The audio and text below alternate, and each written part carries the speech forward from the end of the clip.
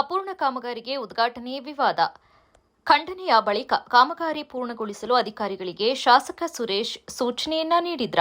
ಬೇಲೂರು ತಾಲೂಕಿನ ಮದಘಟ್ಟ ಗ್ರಾಮ ಪಂಚಾಯಿತಿ ವ್ಯಾಪ್ತಿಯ ಬಿಲಗುಳಿ ಗ್ರಾಮದ ಬಸ್ ತಂಗುದಾಣ ಕಾಮಗಾರಿ ಪೂರ್ಣಗೊಳ್ಳುವ ಮುನ್ನವೇ ಉದ್ಘಾಟನೆ ನಡೆಸಿರುವುದು ಸಾರ್ವಜನಿಕ ವಲಯದಲ್ಲಿ ತೀವ್ರ ಚರ್ಚೆಗೆ ಗ್ರಾಸವಾಗಿತ್ತು.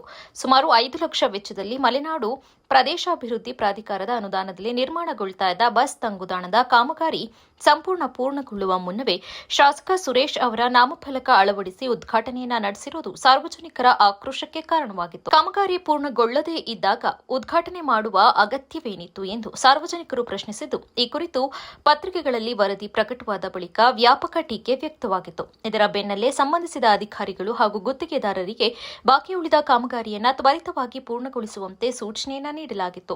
ಪತ್ರಿಕೆಗಳಲ್ಲಿ ವರದಿ ಪ್ರಕಟವಾದ ಮರುದಿನವೇ ಬಸ್ ತಂಗುದಾಣದ ಮೇಲ್ಭಾಗದ ಪ್ಲಾಸ್ಟರಿಂಗ್ ಸೇರಿದಂತೆ ಬಾಕಿ ಉಳಿದ ಕಾಮಗಾರಿಗಳನ್ನು ಪೂರ್ಣಗೊಳಿಸುವ ಕಾರ್ಯ ಆರಂಭವಾಗಿರುವುದು ಗಮನಾರ್ಹವಾಗಿದೆ.